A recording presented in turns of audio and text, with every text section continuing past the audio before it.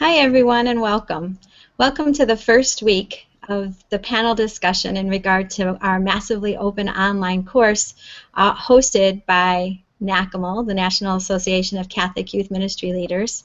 My name is Kim McMillan and I'm a NACYML leadership team member from the Archdiocese of Chicago, currently working at St. Benedict Parish and Preparatory High School. And we're happy that you're with us, and we're ready and excited about having this conversation with our panelists and with you about the readings and the video that Dr. Hogan recorded for us and all the information that we're sharing about this Year of Mercy and being a merciful church for families. So I'm going to ask our panelists to introduce themselves and share a little bit with you about what they thought about while they were reading the material and sharing the information. But first, I'm going to ask Joe Wires, who's here from NACYML, to lead us in prayer. Thanks, Kim. And so let us begin in the name of the Father, the Son, the Holy Spirit. Amen. You are the visible face of the invisible Father, of the God who manifests his power above all by forgiveness and mercy. Let the Church be your visible face in the world, its Lord risen and glorified. You willed that your ministers would also be clothed in weakness, in order that they may feel compassion for those in ignorance and error. Let everyone who approaches them feel sought after, loved, and forgiven by God. Send your Spirit and consecrate every one of us with its anointing, so that the Jubilee of Mercy may be a year of grace from the Lord. And your Church, with renewed enthusiasm, may bring good news to the poor, proclaim liberty to captives and the oppressed, and restore sight to the blind.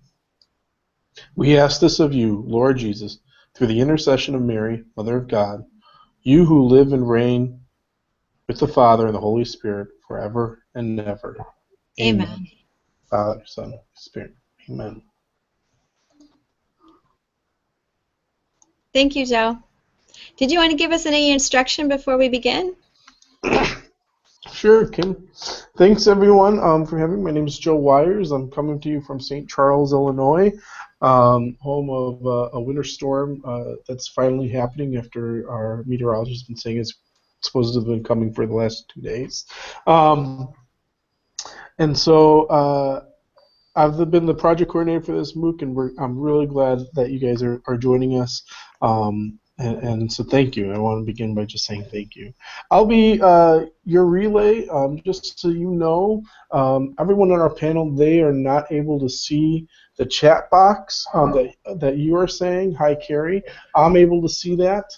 And so I will be forwarding what you are saying to them to our panel and vice versa for anything that they might not be sharing on air, but we can share in the chat box. And so that's going to be how that works. Also, just as an FYI, there's always a little bit of a delay. Based on what I'm seeing right now, it's probably about 20 seconds from what's happening live on the cameras and what you're seeing at NACYML.org/MOOC. So thank you again, and with that, I'm going to shut up and let Kim take over from here. Well, it's my pleasure to be able to welcome our panelists and to allow them to introduce themselves to you and to share a little bit about their thoughts on mercy when they introduce themselves. So I'm going to start with Tom, who's directly to my left if we're doing the Brady Bunch thing. And go ahead, Tom, introduce yourself. Tom, you have to unmute your microphone. Hi, I'm Tom East at the Center for Ministry Development. I'm here in Gig Harbor, Washington, and in this Year of Mercy, I felt very called and challenged by the actions and the writings of Pope Francis. I think especially kind of meditating on that image of the prodigal son and the loving father, and just that embrace and that call to think about what does it mean to come back to the Father's love, both as the prodigal son, but also as the older brother, and but then to try and become the loving father. And I think it's that embrace has changed the way I've been teaching. It's made it more personal, more focused on evangelizing by trying to be that person of mercy. I was really also seeing that embrace in the words that Dr. Hogan shared with us, talking about that neurobiological exchange of energy and love, and the socialization that happens, how we reveal the face of God in the way we show mercy. And I think one thing I've really been wondering about is how do we make sure as pastoral ministry leaders that we're taking on a stance so that families experience us as coming to them for their needs and not coming to them with the institutional needs. Sometimes when you call a parent, you say, they say, what do you want? Because they're used to institutions saying, you know, give me time, give me money, your kid's in trouble. And I think for them to experience the listening and the empathy and the energy of love and mercy, as Dr. Hogan was suggesting, I feel very launched by that. So I'm looking forward to our conversation. Thank you, Tom. Dr. Tim Hogan, I'm going to ask you to say hello. We've already met you a little bit through the video, but I don't want you not to have a chance to be welcomed. Wonderful. Thank you. It's good to be here. I look forward to the conversation. And then I'm going to move right over to Marian. Marian, would you like to introduce yourself? Sure. Hello. My name is Dr. Marian Diaz. I'm also in Chicago. There's a few of us here today amidst the snowstorm, and I'm representing the Institute of Pastoral Studies. I'm a professor, and I have had a background in a variety of leading adult lay ministry formation programs, as well as some presence to the Holy See, as my husband served as the first U.S. ambassador to the Holy See under the first Obama administration. I was ecstatic when Pope Francis explored and announced the Holy Year of Mercy for all of us, for, in fact, the entire world. And I appreciated so much the readings that were selected and Dr. Hogan's remarks. Let me just maybe build off something that Tom had already said. And one of the challenges in offering mercy is that sometimes also it requires not only how we receive persons coming to us, but also the spaces in which we put ourselves in order to engage in pastoral action. Because sometimes the persons who are the poorest and the most oppressed aren't in the spaces where we are. They're not even necessarily coming into the physical space of our churches and our offices. And so I want us to think about how when we put ourselves in other spaces, do we engage those who may need God's mercy in a very deep and real way. And just to add to the point that I think the Holy Father would have had in mind as he was choosing this theme, that the theme of a God of mercy is a unifying theme amongst different religions and across the major world religions. So this is something certainly that he calls us as we carry out our little actions, as he talks about, which I love, our little daily pieces, that we carry this out to persons who are even of different faith and traditions than ourselves. So I want us to think about that and how he's speaking to not only us as Catholics, but to all believers and even non-believers in some way. So thanks. I look forward to the conversation. Thank you, Dr. Diaz. Thank you for your thoughts, and thank you for reminding us to hold all these little pieces of information in our minds as we move forward. Lisa, would you like to introduce yourself, please? Sure, I'm so honored to be here as the sole maybe blogger and probably the least educated member of the panel, but it's a great honor to be with you and to represent the families that we serve through CatholicMom.com and our online ministry. I want to thank Dr. Hogan for his quite elegant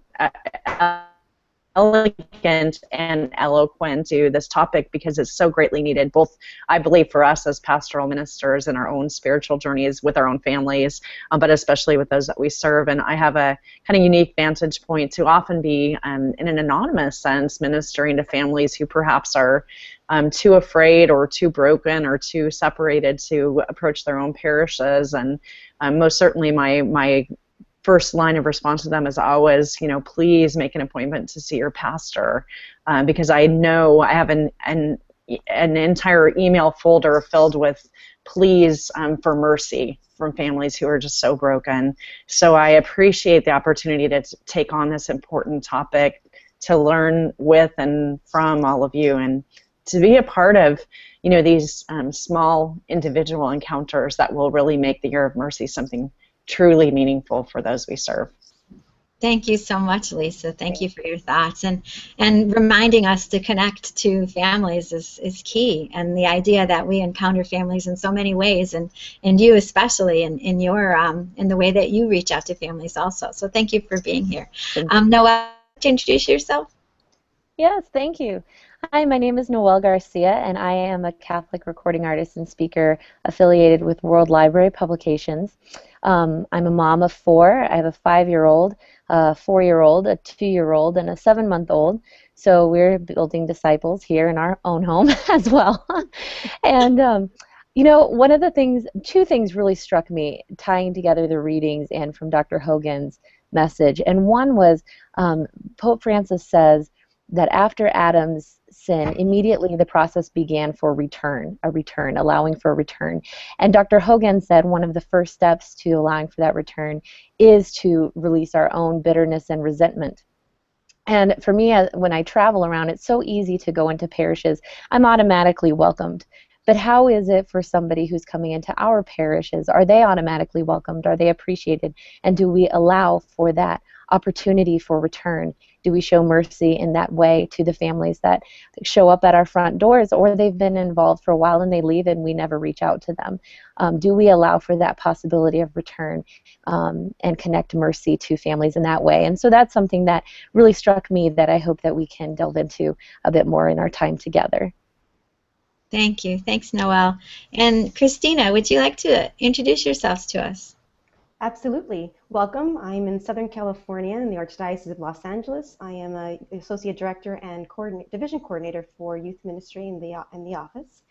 And I want to thank again Dr. Hogan for the readings that were selected, because they continue to inspire but also challenge me. And one thing that I found as I was watching the video and reading the readings is that it's continuing to getting me out of my own comfort zone and to look at areas in my life that are messy. So in order for me to be a pastoral agent of mercy, I need to continue to look at my own life and how I'm continuously living mercy, to be authentic to myself, to be authentic to others that I encounter, whether that be as a daughter, as a mother to my 5-year-old daughter, or that be as a sister, or as a colleague, or as a friend, and those that I encounter in my daily life. So to continue to bring that hope, that love that Pope Francis talks about, and to continue to be that mercy, that agent of mercy for those that I encounter on my daily path. So I look forward to this conversation. Thank you. Well, welcome to everyone. So I'm looking really quickly on some of the things that Joe said that are the thoughts of the participants who we can't see. The God of mercy is a unifying theme amongst religions, that they love that. And ministry of welcome and not gatekeeping, Pope Francis is showing us how. So I'm going to start with a few questions and see what our panel's thoughts are on that. The first question that I'm going to direct, and I'm going to direct it toward Tom, is what does this challenge to live this year of mercy mean specifically to you? Thanks, Kim. I appreciate that. You know what? One of the things I think it calls me to is to look personally at how am I accepting mercy. I think both in terms of coming to the sacrament of reconciliation, but also just within my prayer life, and how am I nurturing a gentleness with myself when I make mistakes and when I, have conflicts and those kinds of things. I had an experience coming from a meeting where we prayed about mercy in the morning, and then I had a little bit of a conflict in a meeting that afternoon, and I found myself managing it differently and seeking the person out one-on-one to be able to try and see how to resolve that. But I also found that it's calling me to change the way I minister. I'm finding that in my teaching and my workshops that, as I said in my opening comments, I'm feeling permission to be more personal, but also to address the people I'm talking with in their own relationship with God first, before talking about what we should be doing. I think so much of our ministry formation is about the more things we need to do, but I think starting with the how are we in our friendship with God, how are we in our discipleship of Christ, how are we the face of mercy, that starts every conversation that I have at this point in terms of ministry. So I think that that's been another real piece of it for me. Great, thanks, Tom. Lisa, would you like to answer that question also? Sure. You know, I don't know if, I think this is probably relevant for all of you as well, but one challenge that I find this year is looking at these personal encounters and specifically taking out of my head any idea of statistics or numbers, the programs or my goals for, overarching, numbers in my head about what I should be doing on the website, administering the number, and really looking more at these authentic moments of mercy with individuals. And I love Dr. Hogan's story at the end of his video about the couple who came to him and who sought advice for a couple who was friends of theirs who were married but struggling in their marriage, and the fact that he didn't know for another 3.5 months after his encounter with them that there had been a moment of great grace for the family, that they had taken his advice, that they had served this other couple, according to his advice, that true grace had happened. It's likely that for that one moment where he learned of his efficacy in his efforts, that there were 1,000 more that he'll never know about it. And so I think for all of us a challenge is to remove from our heads, the previous definitions that we've had of success, and to remember to seek the face of Christ in the individuals that we're serving, knowing that in many cases we will never know, but we kiss it up to God and pray for the best. I think that's really a lot more realistic than sometimes we remember. We don't know who we're going to touch when we encounter, but we have to do it to the best of our ability. It's those little things, exactly. Dr. Diaz, would you answer that as well? How is the awareness and focus on this year of mercy making a difference to you?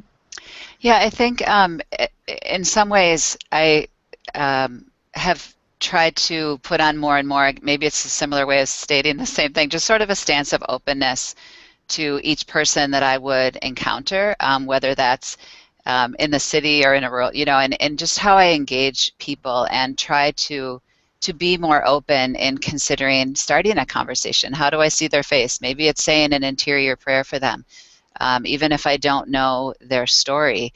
And for me in my ministry, which is teaching and formation, and working with my own children who are older. Right now they're between ages 18 and 21, and I have also an 11-year-old. But really just being present to them as they unfold what God's mercy looks like for all of them in their lives, because people in this age group, I work mostly with young adult students as well, are really seeking to understand how God is merciful in a world that is suffering such great struggle and great pain, and so trying to bring, not only bringing mercy to myself and comforting myself, but trying to bring that to those that I encounter. Thank you, Dr. Diaz. There's so much information, and there's so much meat in all the readings that we were able to look at and listening to Dr. Hogan's video. But specifically, what did Dr. Hogan offer us to think about that most resonated with you, Christina? I think one of the concepts that I read in the readings, and I believe that Dr. Hogan also mentioned it in his video, was this concept of little gestures, the simple rituals. The words are important, but it's our actions is what we do. And I think so many times within our families, those rituals exist. But sometimes we just are not able to name them. So, for example, I have a 5-year-old daughter, and every morning when I drop her off at school, I ask for her blessing, and it's a way for me to continue to show her our faith in public, not to be embarrassed about that, but also for her to recognize that I also need God's blessings in my life. It's not just one way or the other. And there's a phrase that we end every morning, and I tell her, I hope you have a superfragilistic God day. And she cracks up, but that's the last thing that she leaves, because I want her to encounter God in every moment that she has. And it's those little gestures that I hope that we can encourage and help families identify within themselves they're currently already doing. Dr. Hogan mentioned sharing a meal. That in itself is a gesture in which love and hope and forgiveness is shared.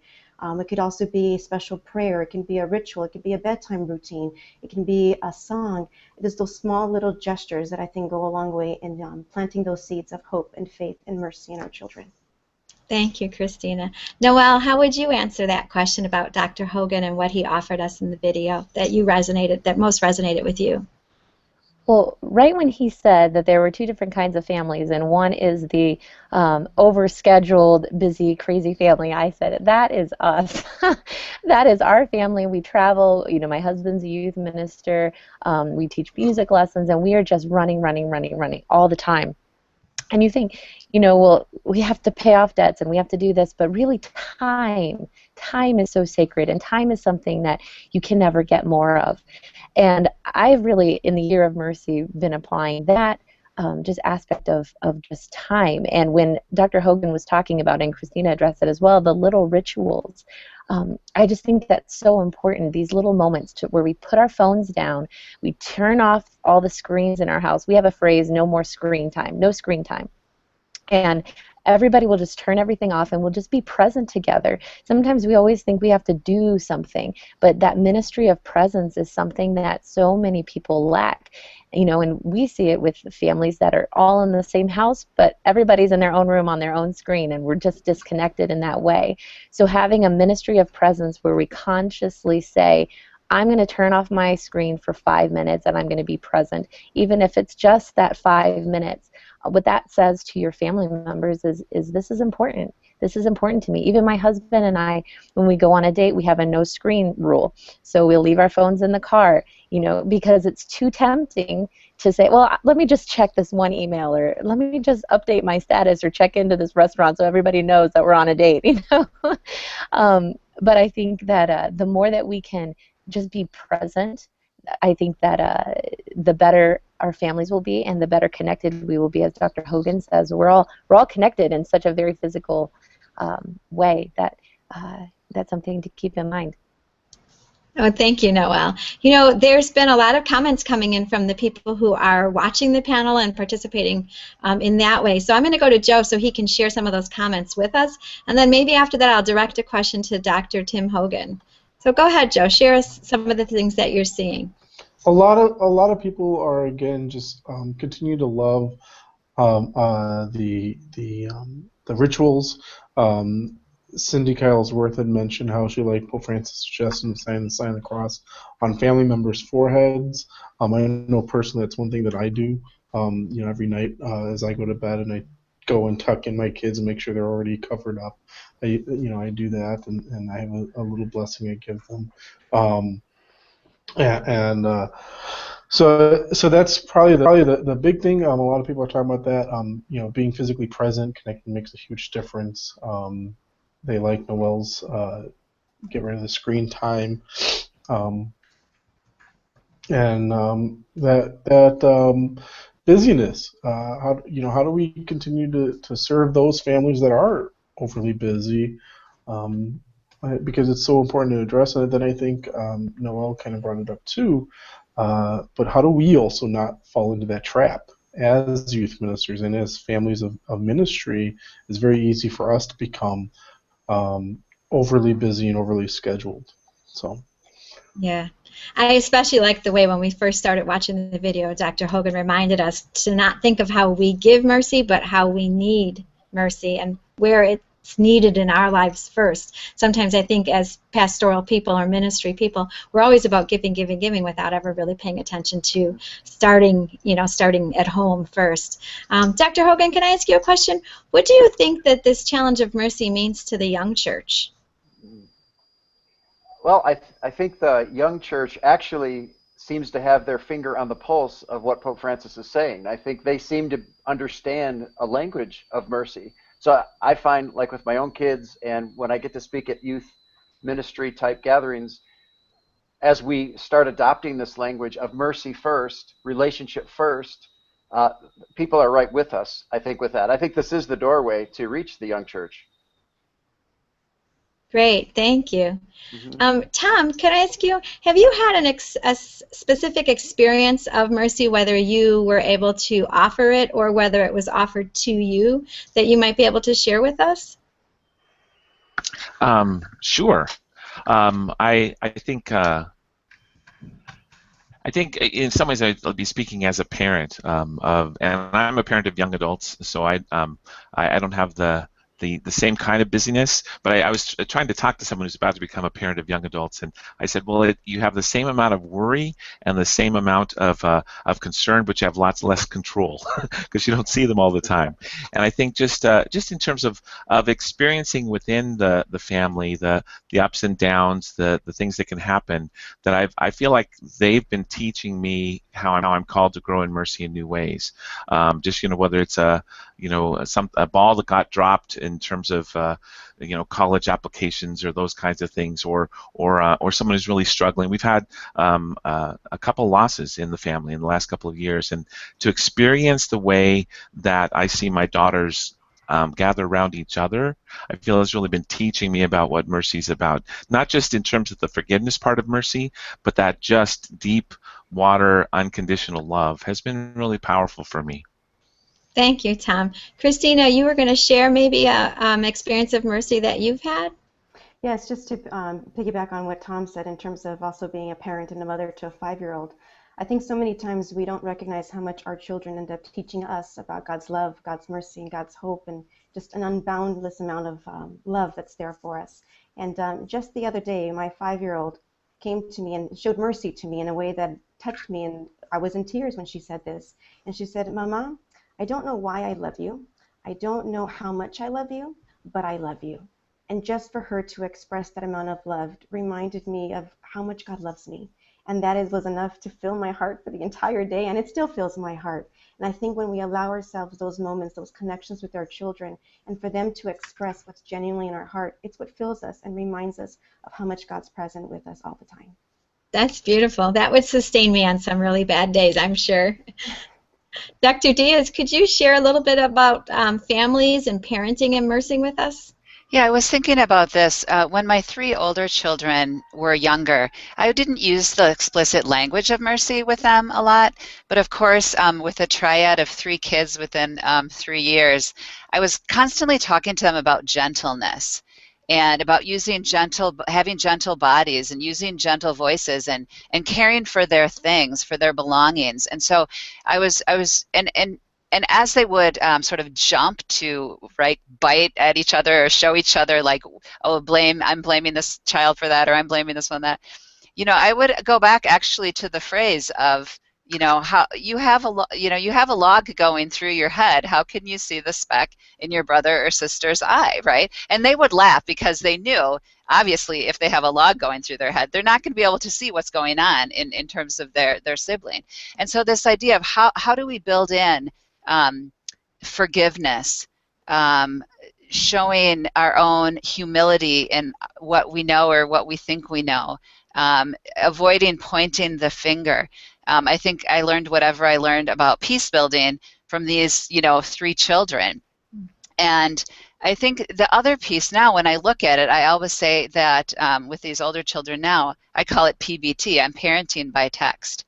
And so it's the way that I respond to them. And I don't always like to, there are times when I don't like to be on my phone, but I know, okay, I need to stop work, or I need to stop this because they are the priority. I do need to take the phone call, or I do need to be texting with them and engaging with them. And certainly, I think they show me mercy, because I think, too, my tendency is to push myself to do more for them or to do more at work, always to do, and they're just, Mom, relax. Or my older one will come up behind me and rub my shoulders, and I think that's probably the best, gift that I can ask for. And just one more thing that I'm thinking about my 11-year-old, and one of our rituals has been a tuck-in, right? And that needs to be transitioned, right? He's kind of saying, oh, I don't need this, and I have to think then about, and so as our children age and grow, thinking about how do existing rituals kind of, grow into different, realities or expressions. So. Thank you, Dr. Diaz. I'm going to share with you a few of the comments that are coming from the panel, the people who are participating as well. They're encouraging us to stop living reactionary lives, but one of immersion, and saying things like mercy is so powerful for young people. I apologized for yelling to my 6-year-old, and she began to cry about how she needed to say sorry too. She modeled that back. These are wonderful, gentle reminders. I love the word gentle, be gentle, being gentle and caring toward one another. Those are great. Lisa, might you touch a little bit on talking about parents whose children are away from the church and how we show them mercy? I think this year of mercy affords us such a beautiful opportunity to address this issue, which frankly the biggest question I get when I'm out speaking is, do I get my 2-year-old to be quiet and doesn't answer for that, then send it over. It's worth $1 million. But the second biggest question is, you know, my adult children or my young adult children have separated themselves from the church, and what should I do? And these are often from very well-intentioned parents who have made every, you know, right decision in their lives and given their children wonderful Catholic education and formation, and yet their children have chose, for whatever reason, whether it's busyness or a particular intentional decision to step away from the church. And I think the Year of Mercy is a unique and very special opportunity to minister not only to those young adults, but to their parents as well, to be companions for them in praying for their loved ones who are separated, and also kind of encouraging all of us to be a little intentional. We have the wonderful celebration of Easter coming up, and maybe this is a time when families who do have children who have stepped away can give a loving and very intentional invitation to come back to Mass on Easter Sunday, and then to make that more than just that 1 hour, but also follow it up with the loving, very, very merciful conversation from a safe sense, you know, about why that young one has made that choice in their life, to let the kids know that, you know, we love them, that we're there with them, that we're constantly praying for them, but that our hearts yearn for them to come back to. I think it's important. Yeah, for sure. It's very important. Noelle, would you like to share a thought or two about something that Dr. Hogan said on the video? Yes. One thing that jumped out at me, too, from Dr. Hogan's video was that mercy doesn't mean that there are no boundaries or consequences. And, you know, I grew up kind of in a dysfunctional home where there had to be some boundaries with different situations that we were in. And then also, you know, trying to model it for my own kids in discipline, that mercy has consequences. And sometimes my kids think if they say they're sorry, then everything will all go away and everything is fine. It's almost the magic words. And they're so young that they don't really understand necessarily the words I'm sorry, except now they think, oh, I'm sorry, so everything's done and I get to go and play. Well, so we say, and they come to us and they say they're sorry, we say we love you and we forgive you. And we're going to have you sit in timeout, you know, for 5 minutes. That's going to be your timeout. That's your consequence for your action. But we love you and we forgive you. We'll say that before the discipline and after the discipline. That way they know they can't walk all over us saying, oh, I'm sorry. Yeah. But then also they experience the real life, you know, consequences that if we don't teach them at home, they're going to get their education from that, from the world, which we would rather them not experience as much as possible, that they would start to learn true repentance at home. And in the same way, one of your commenters said that their 6-year-old you know, felt the need to apologize in the evening. My husband and I will sit down with our kids and say, what are we thankful to God for today? What do we need to say sorry to God for today? And they'll do it, and we'll do it. And I'll say, you know, I'm very sorry that I was impatient with my kids today. And usually one of my kids will say, and you're sorry you yelled at us? And you're sorry you put us in timeout? You know? But just trying to give them an example to follow is something that we strive for at home. Great. Joe, a few minutes ago you sent me a question and I was holding on to it and it just kind of jumped away. I think somebody was wanting to know what the panel thinks is the single most important thing the church needs to do to be a church of mercy to families. And I think if we're cognizant of the time, which we're kind of getting to the last 6 minutes of our time together, we would each have an opportunity to answer that question. What do you think is the single most important thing the church needs to do to be a church of mercy to families? And I'm going to start with Christina, and then we'll work our way through the panel, and it maybe include Dr. Hogan as well, if he wouldn't mind, and then we'll have a chance to wrap this up at the end of that question. So, Christina, go ahead. Absolutely. I think the most important thing that a church needs is we need to actively listen to people. We need to listen to people's stories. We need to be with them where they're at and accept them where they're at in their journey. I think too many times we come to them with rules and expectations, and as a church, if we simply just listen to their stories and meet families where they're at in their busyness, in their struggles, in their challenges, that's where they begin to see the face of God's mercy. Thank you. Noelle, what would you add to that? I think, same with Christina, but I also would add that we can provide opportunities for families to experience that ministry of presence together, whether we provide childcare, whether we provide an opportunity for families to gather together just in fellowship, no expectations. I think that's something that we can offer as the church becomes a welcome home in this year of mercy. Thank you. And Lisa, what would you like to add to that? My encouragement would be to remind families to really look for and seek to serve the face of Jesus Christ in one another. Sometimes it's very easy to do ministry and to serve everyone in the outside world, but we come home and are very unkind and unloving to each other, most driving us crazy. True mercy is seeing Christ in one another, especially within the walls of our homes. True. Thank you. Dr. Diaz, what would you add to that? I would say that as we're thinking of mercy as a church, that we should also remember that God's mercy is in a way fundamentally non-judgmental, and that God's gifts reign on the sinners as well as the just. And at times when people come to us in need and in times of suffering and great loss, it may not be because of any sort of sinful state, but maybe perhaps because they are suffering from structural sin. And so to really think about how we can offer mercy in the little ways, yes, but I think in the bigger ways of encountering the cross and enter into that suffering. The Pope just briefly talks about the field hospital, and I appreciate that image. But we need to try to stop the war, and what can we do to try to eliminate the continued suffering and find grace even in and amongst brokenness, because even persons who are broken or seemingly weak are the ones who are offering mercy, as we hear in Paul. So much wisdom on this panel. Thank you, Dr. Diaz. I'm going to let Dr. Hogan, that's going to be our little teaser for you after the last 15 minutes of our time together. Dr. Hogan will start his questions with answering that question about what do we need to do for families. And I'm going to let Tom address that answer right now, and then we'll go to the next piece. All right. Thanks, Kim. I appreciate it.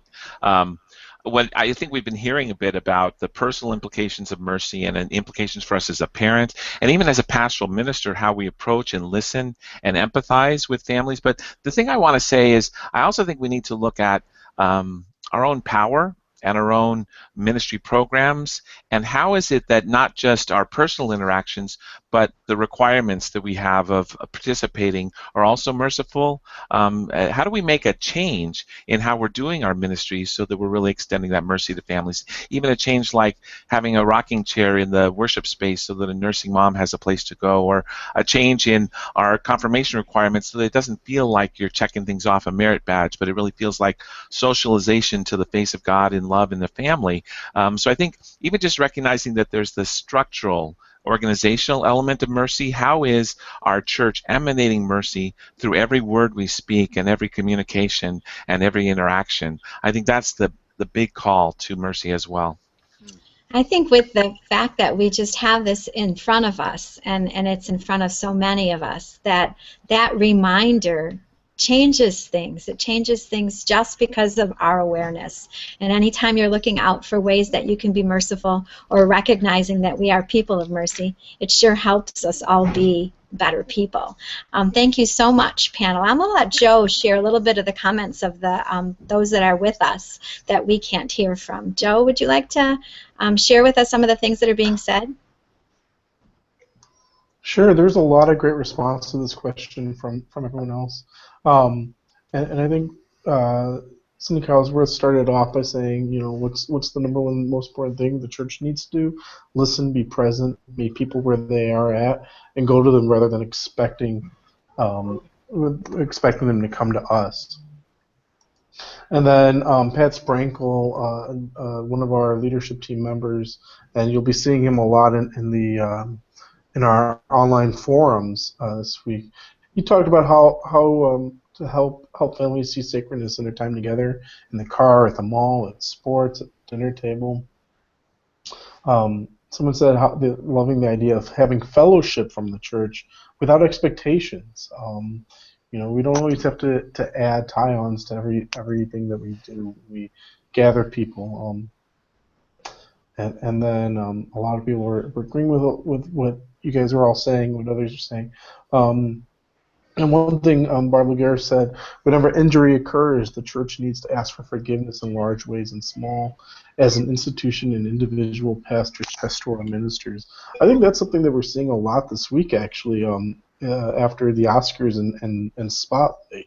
I'm not seeing anyone in the church, especially the institution, come out and say how it's anti-Catholic. In fact, I'm seeing the exact opposite, how we know that we need to ask for forgiveness and how the roles of those reporters brought to light a horrible sin that we as a church were committing at that time, and we're better as a church because of that. And so, encountering Christ on the cross and entering the suffering of Jesus in and amongst brokenness. I got there's one more. Oh, and how we need to be able to say hello and talk to each other and listen at the same time when needed. With multiple masses all the time, how sometimes as families in the church we're separated, but we must reach out to each other instead of just walking in and walking out. So I thought that. And then there was a comment on listening to or looking up Cardinal Taggle's comments from the World Meeting of Families, as he discussed beautiful reflection on woundedness in our call as a church. So I'll actually in a minute here I'll try and find a link to that article and post it in the chat for everyone. So. Do we need to take a moment to thank those that sponsored us? We were sponsored today. Our panel discussion was sponsored by the Institute of Pastoral Studies, and Dr. Hogan's present was sponsored by RCL Benzinger. Sorry, couldn't say that way. And we thank you for the commitment to ministry and the interest in ministering with the whole church online as we kind of learn and grow together. So thank you for those organizations that helped us be here today. We were going to go to Dr. Hogan with that last question. From what I understand, we're into the 15 minutes. Joe, is that true? The last 15 minutes of our conversation? Well, we're going to take a 2 to 3 minute break here in a second.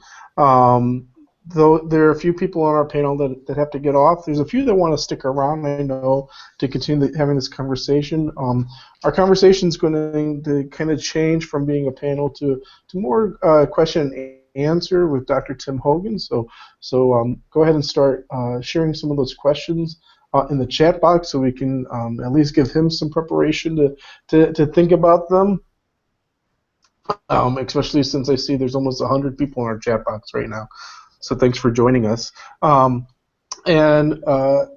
Diaz, I know you have 2 more minutes or so, but since you're here on behalf of the Institute of Pastoral Studies, Loyola University Chicago, is there anything you'd like to say about IPS? I know as an alum myself from there, there's a lot of great things that you guys offer, and I want to personally say thank you for supporting this great opportunity.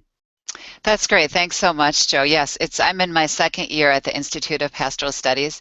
I'm working very closely with the master's degree in social justice, so if any of you all out there are working with young people who would like to consider a master's degree in that type of program, send them to me and send them to our program. We'd love to have them.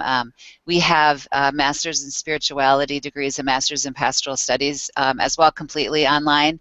In addition, we have those same degrees face-to-face. We have a Master's of Divinity program, and we've really worked to develop some interesting ways of focusing our degrees with concentrations, for example, in digital communication, healthcare management leadership.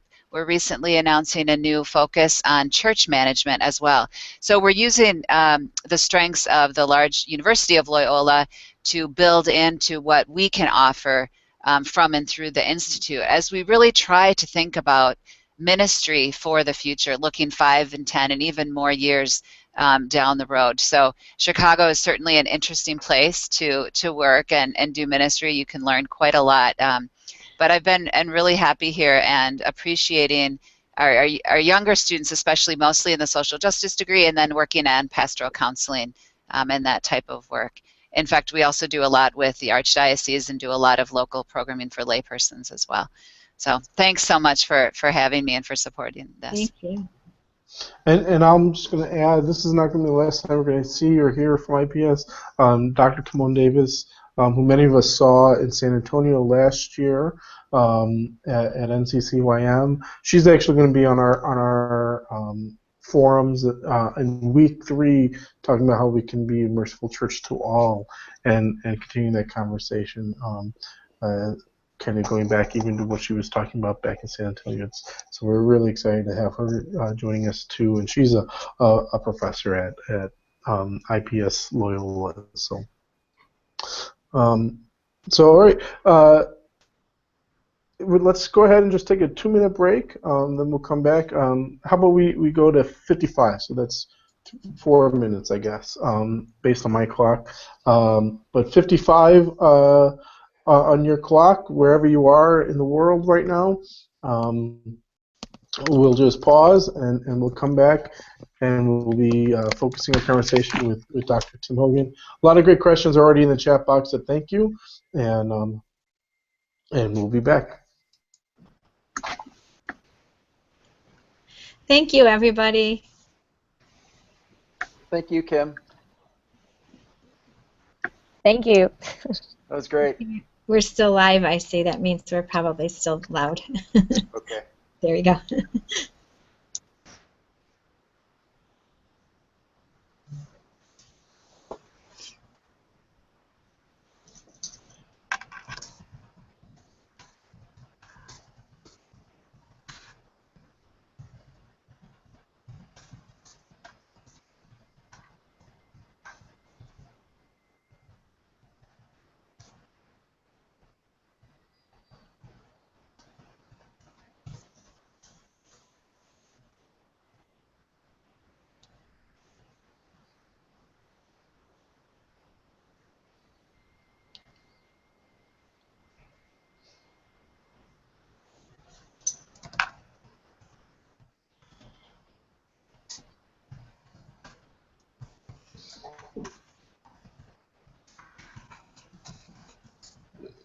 There was a question in the chat box if anyone needs to sign out. No, you do not. We're going to stay right here. So go ahead and keep this on, and we'll be back in about 2 minutes now.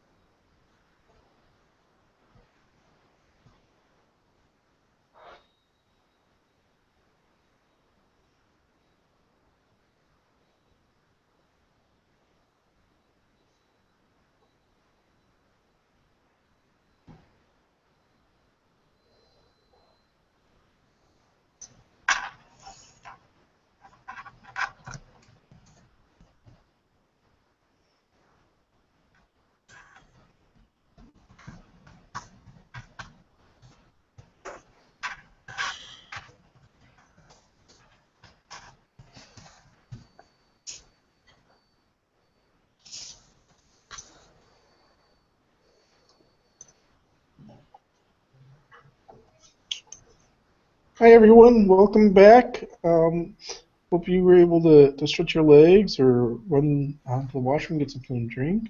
We're still here with Dr. Tim Hogan.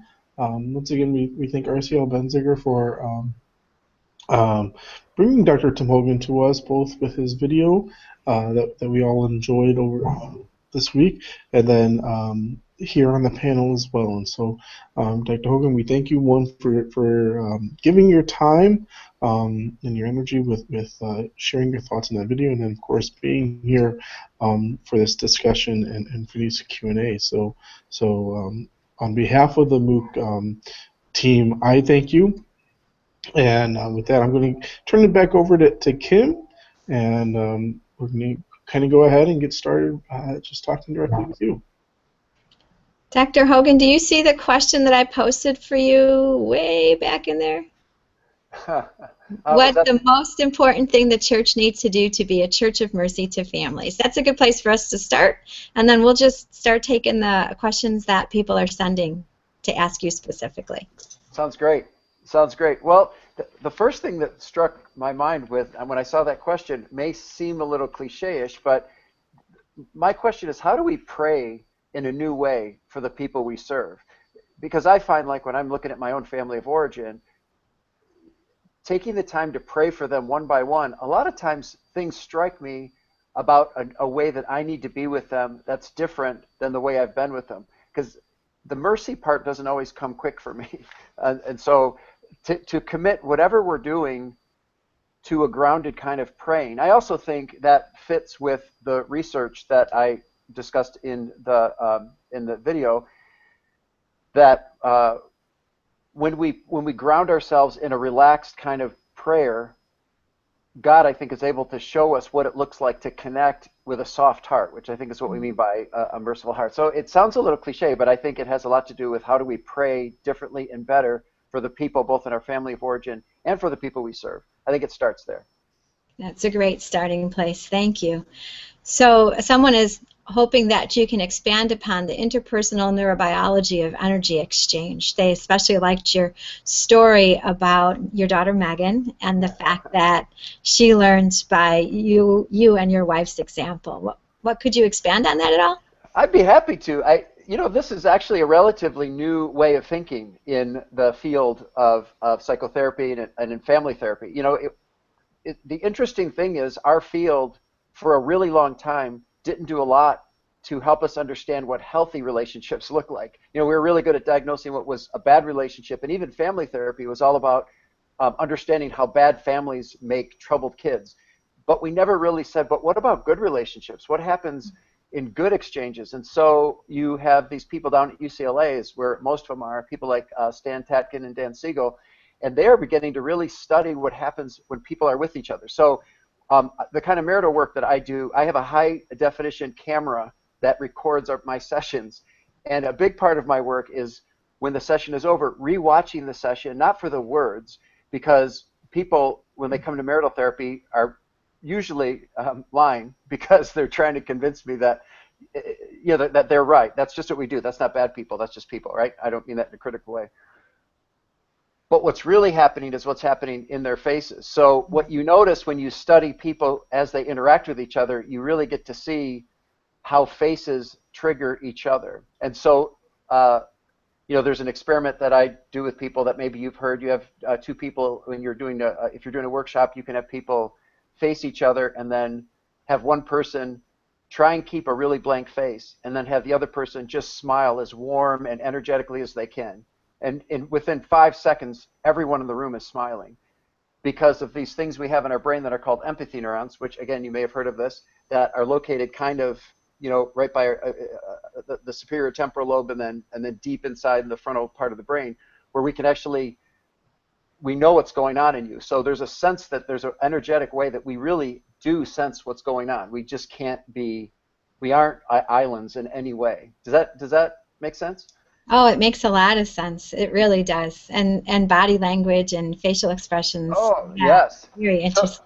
Well, and so just a little follow-up to that. So what then is the impact of so much of our relating going to texting when we're not getting accurate information. We're getting some of the energy, but we're not getting accurate information. So I think that's something that I actually think the church is poised to be the place where we learn what love is, and where we help to put a language on what we are losing by moving so much of our interaction to Facebook and texting. This isn't an anti-texting thing. It's more a positive. We're missing out on the real energy and I don't know what the word is for human connection. Yeah, I like that. Yeah. I like that reminder. I'm going to read another question to you. I think we probably could do 15 minutes just talking about that, but in order to respect people here. It just jumped.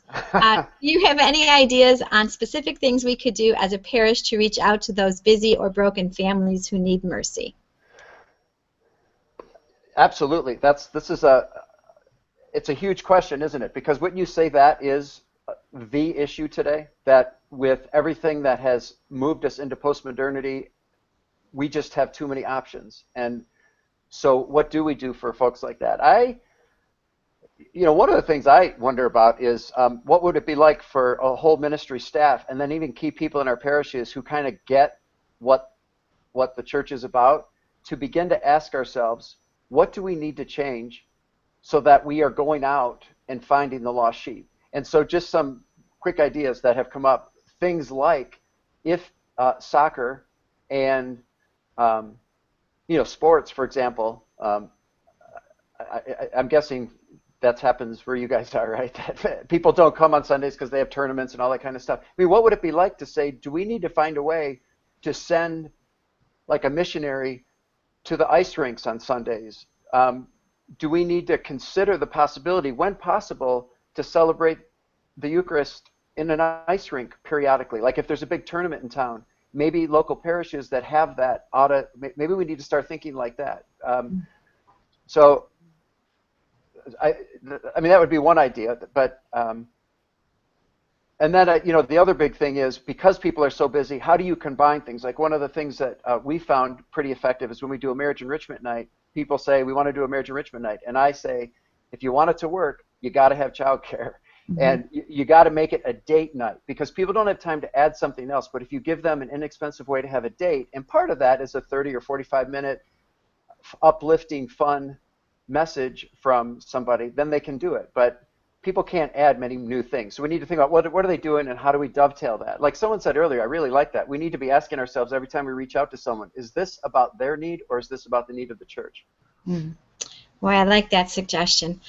Here's another question. How do you think we should go about reaching out to families who have experienced divorce, and because of that, I have quit attending church? Well, I can handle that on the end of relationship. I'm not sure.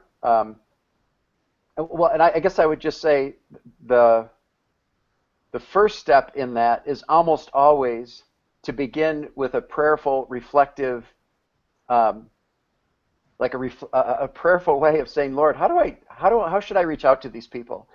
And it may sound silly, but one of the things I coach people to do is, if you're going to reach out to someone like that, stop and write down what are 5 things that this person is experiencing right now, and really spend some time meditating on what is life like for them. Like, what are they thinking and feeling, and how do they feel about feeling pushed aside by the church?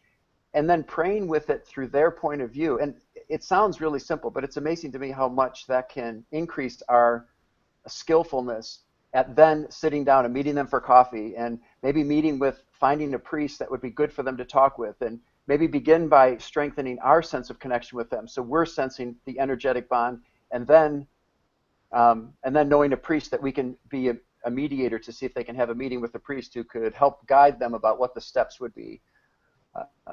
So I think that's who we are. We're like the front lines for people like that, and if it's not us, then it's not going to happen, because Yeah, and I think flipping that and saying, what can I do to help you, and what do you need to tell me? Can I listen?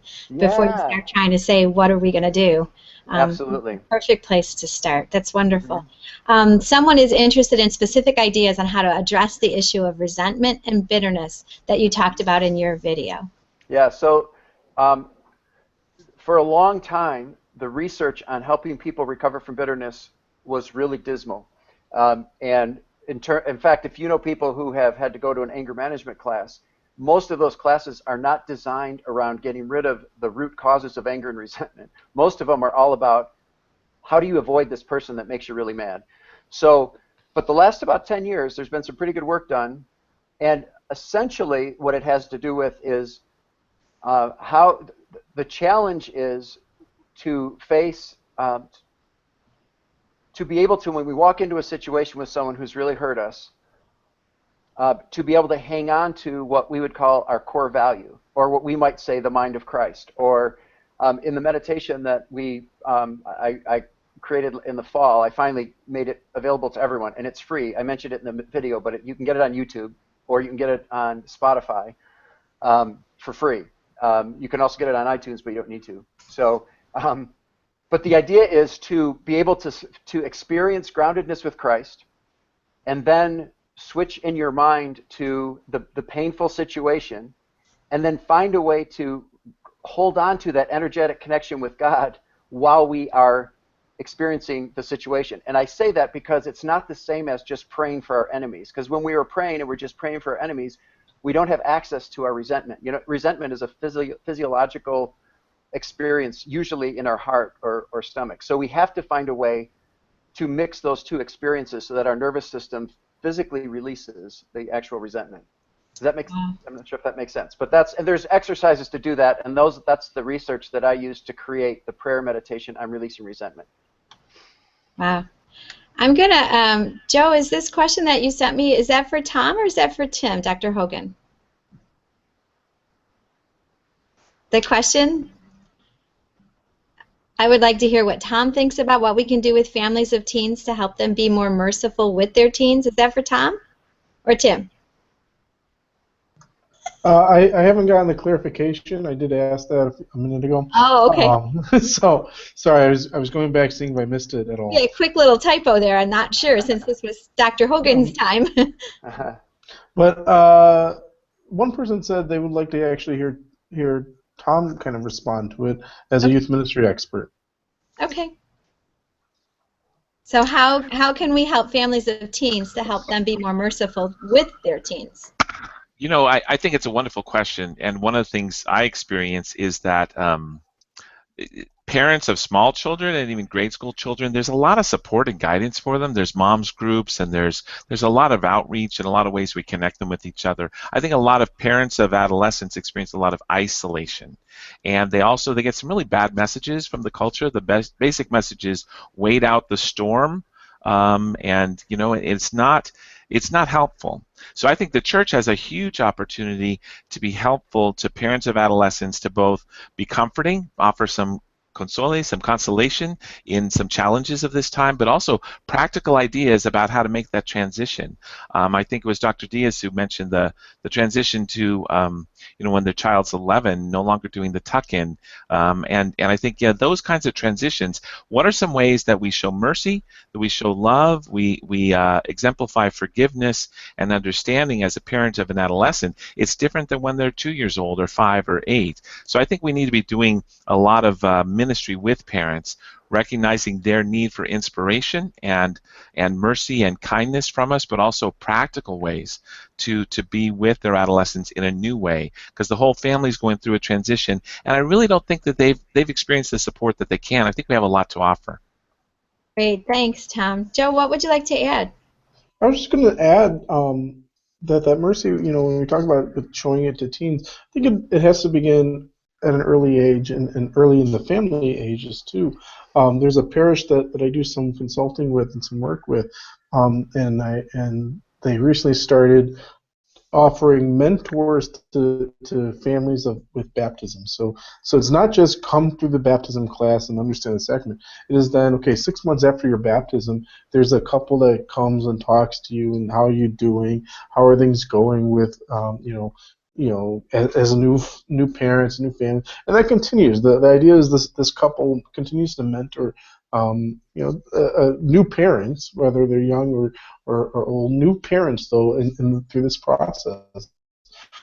And I think it begins by showing the need or the responsibility of the church and continually helping and supporting all of our parishioners, and no matter where they are in their lives. Yeah, Definitely. I mean, you don't stop being a parent when your kid gets to 12 or 13, nor do you stop when they get to 18 or 25 or on and on and on. So yeah, support along the whole path is integral. Is there Dr. Hogan, would you like to add something to that? Well, yeah, and I think it's important to remember that parents today with teenagers, a lot of them lack the confidence to continue to engage their teenagers. You know, So we all say, like, when we're, you know, if I have a problem with my iPhone, who do I go to? I go to my son with it. You know, so over time, I sometimes feel like he's the expert of my life. I mean, he helped me develop my website, and there's so many things for which our teens are sort of the experts, and that can cause us to lose confidence to still be parents, you know, to still pursue them, to still take our kids. You know, I say when kids are teenagers, you're not going to get the kind of special time every day with them. They're going to, you know, kind of shoo you away regularly, but to be able to create experiences with them so that that energy can start going again, can start flowing back and forth. I think that's the new epic challenge for us, even overnight trips or whatever with our teenagers. Then we have the ground to plant ideas and experiences of mercy once we get that. And I think sometimes just experiences of faith, shared experiences of faith. Here at the parish, we hosted Full of Grace, the movie from Outside the Box, but we made it a confirmation candidate. So they came with their parents and the candidate, and they had this experience of faith that then they could share a dialogue about when it was over. And it turned out to be a really good opportunity for families, for parents and kids, to kind of talk about something about their faith together. So we have another question here. How can parents accompany an addicted son or daughter who wants to break the cycle? And that would, yeah, so assuming they mean by that the parents want to break the cycle of addiction, but their child is the one that has the addiction. Yeah. Well, and I think the first challenge is having a child who struggles with addiction creates an awful lot of pain over time. So I think step one is, like we said in the video, is you got to release the resentment.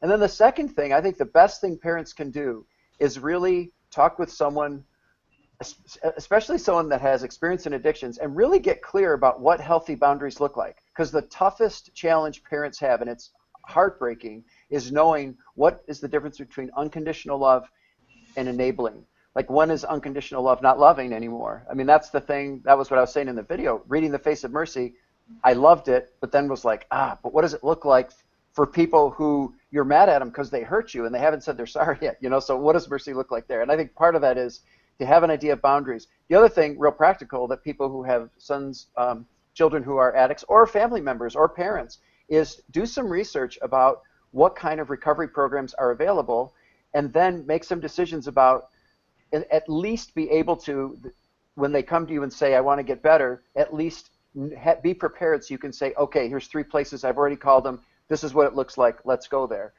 There's also a book called Love First. I don't remember, Jay is the last name of the author, J-A-Y, which is a great book about how to do a good intervention with a child. So I'd offer that. Great. Well, do we have any more questions, Joe, from the people that are watching?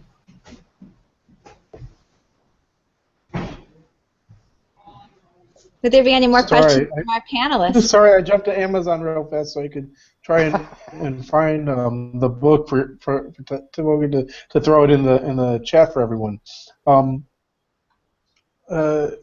Some comments. Support groups for parents with teens works. A lot of people are sharing kind of things that they've done within their own.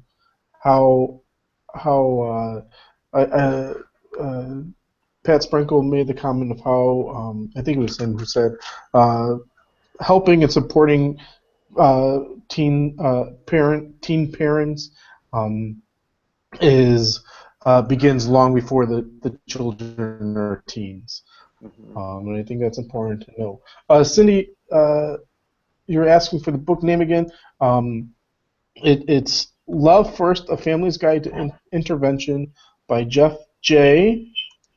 Here, and I'm putting it in the chat box right now, the Amazon link for you. I am not shopping, to everyone that's in the chat box, saying that I am shopping. Thank you. Joe's the guy who's got 3 things going on his computer, and one of them happens to be links to the resources for you, and he's watching our conversation, and he's watching the conversation of those from the MOOC also, so he's multitasking there. We'll give these are all supposed to be my friends that are, giving me a hard time saying I'm shopping while in the middle of this. Were there any more questions that we would address to Dr. Hogan while we still have a few more minutes? I think this is an important note from that Katie Hayes just said. It's not too late if a parent wants to try and restart.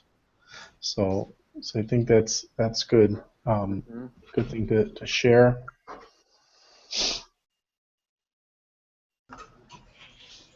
Yeah, it's never too late to restart.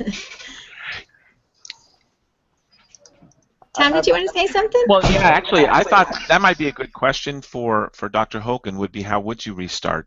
I mean, what's the advice you'd give to a parent to get some things started again if you've kind of been away from it, that relationship with the adolescent? I'd be happy to take that. You want me to go with that, Kim? Okay, good. Yeah, I think one of the things that's inspiring me about this document, about the Face of Mercy, is it reminds us of what is most important, that to always lead with mercy. It can be something as simple as just inviting this person for coffee, and not starting with the reason we're inviting them, but just to say, I just miss you. I just want to hear how you're doing. And let that go on for a while. Let mercy kind of soak the relationship for a while before we want to say, so hey, so how's the addiction going? Or, are you still with that loser that you've been dating? Or, let good stuff happen for a while. Let things soften. And, we know what that's like. We know what that feels like when our hearts begin to soften with each other.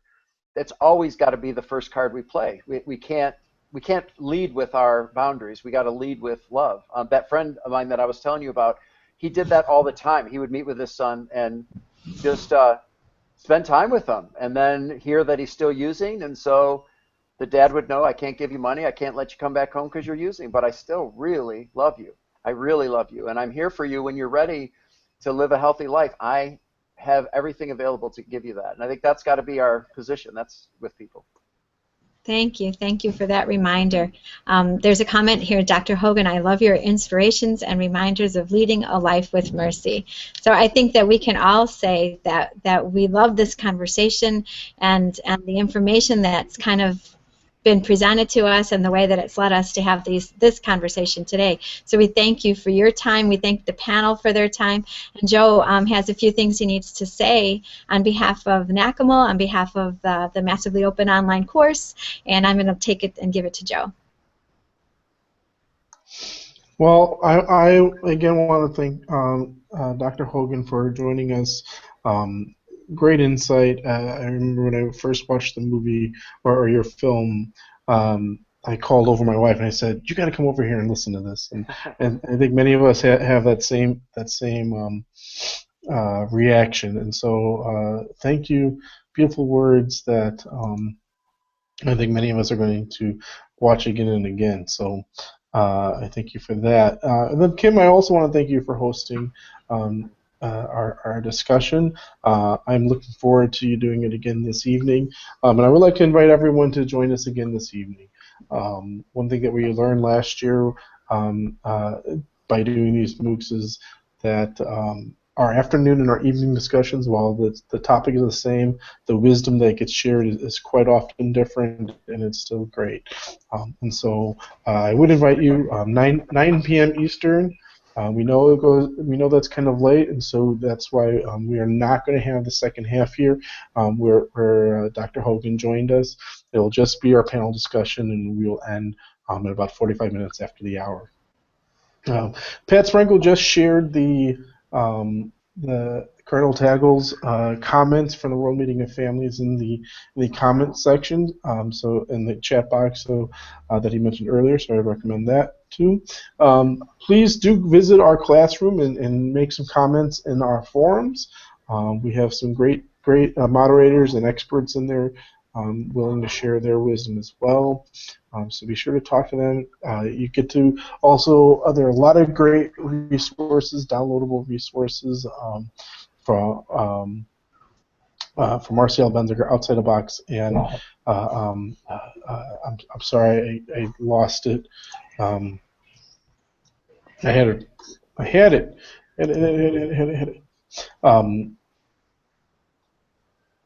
Well, I'll take a second to thank Christina and Noelle and Tom for being with us especially, and thank Dr. Hogan for being here today, and then I'll let you finish there, Joe.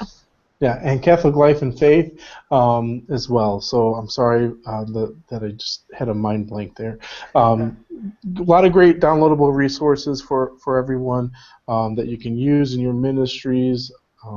Many of these aren't normally free, and so they're provided to you as participants of this MOOC.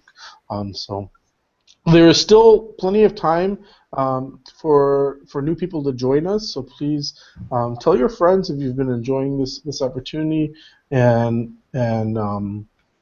if you think that other people in your life, in your ministry, in your area, in your parish would benefit from any of this wisdom, invite them to sign up and to register and join us.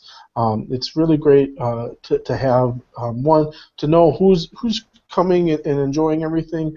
That way, then we have a record of it, and we hope we can continue to provide these opportunities for the years to come. We want to thank NCCL, who has been assisting us and doing a lot.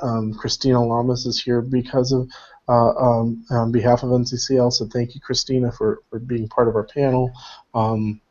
And for all the great work you do. Special thanks to you, Christina, because for those that don't know, 4 days ago she was in charge of a 20,000 person event at LA Congress. So thank you for being talked into joining us, and you had a lot of great wisdom to share that. Talk about us on social media, hashtag NACYML MOOC. Follow us on Twitter, on Facebook, on Instagram at NACYML or at NFCYM. And again, tell others to come and join us. Take advantage of all those resources, the questions and the comments. If you have any problems, please email me at mooc@nacyml.org. I know I have a few emails from this morning. I just didn't get to respond yet, but I'll be doing that now. So thank you. And I'm trying to think if there's anything else. I'm looking to see if my partner Charlotte or Mike have sent me anything. It does not look like it. And so I think that is everything that we have. Again, I hope you will join us again tonight. We need a teaser for tonight. What could we put out there? Something teaser for tonight? Come back in the cocktail hour. I don't know. Cocktail hour. Come back. You get to see Kim McMillan after she had her cocktails. So. No. Thank you, everyone. 9 p.m. Eastern, 6 p.m. West Coast. I think that's 5 Hawaii and Alaska time. So thank you again, Tom from Center for Ministry Development. Noelle, visit her at noellegarciamusic.net. Christina Lamas from the Archdiocese of LA. Lisa Hendey from catholicmom.org. Dr. Marian Diaz from IPS, and of course then Dr. Tim Hogan from RCL. Again, Kim, thank you. And everyone that's been joining us in the participant panel, thank you for being here as well. We wish you have a wonderful day. We hope to see you again tonight. If not, we will see you next week. God bless.